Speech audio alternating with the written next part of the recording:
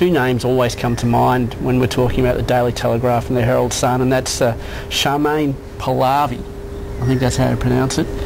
A woman who's risen to fame based on the amount of footballers that she's slept with. And Wayne Carey, who is basically... one of the greatest footballers of... Well, he may be one of the greatest footballers of all time, but he's also probably the greatest arsehole of all time. You know, this is a man who is basically morally bankrupt. And he's great fodder.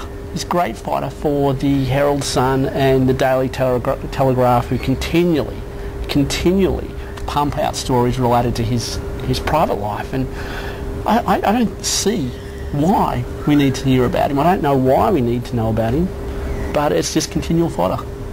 And you mentioned something, I mean, I did see a Denton interview with Wayne Carey, and it was touching.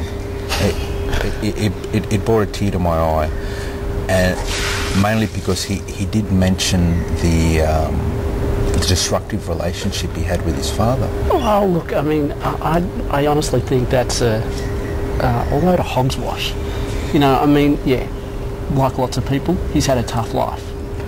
But, I mean, if you look at one of his peers, you know, a guy who he played football alongside of or played football against, David Swartz, he had a very, very tough childhood. He basically witnessed his old man being killed when he was 8 years of age in a hotel room.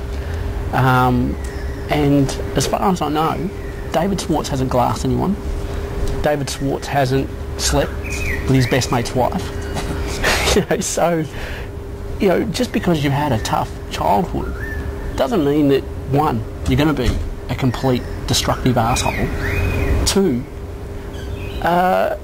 it's not an excuse, you know. Right. And I think this is where he's going now with this. He's basically sort of saying, well, you know, this is the excuse for my behaviour, and we're just going to lap it up. I mean, do we need a book about Wayne Carey? Does anyone care that much to read a book about Wayne Carey and his exploits? And, you know, I just think it's time for us as a society, for us as a nation, to move on.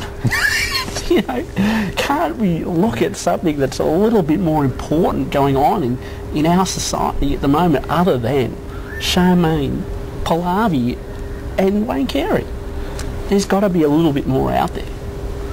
Well, I hope there is anyway. Two points I'd say is, it would be interesting to examine the relationship between having a destructive relationship with your father, which those two men obviously had, and ability to play Australian rules football.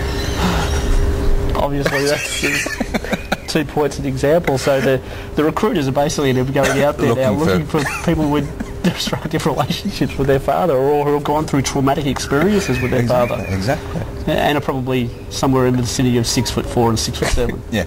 The other point was, you're not going to buy the book, obviously. Look, I try to avoid buying books relating to sportsmen in general, but certainly... You'd have a flip through in the bookshop. Well, I look at the pictures. I always pick it up and look at the pictures, which are generally in the middle of the book, and they take up about 7 or 8 pages. But look, it's not going to be my next purchase at the Collins bookstore.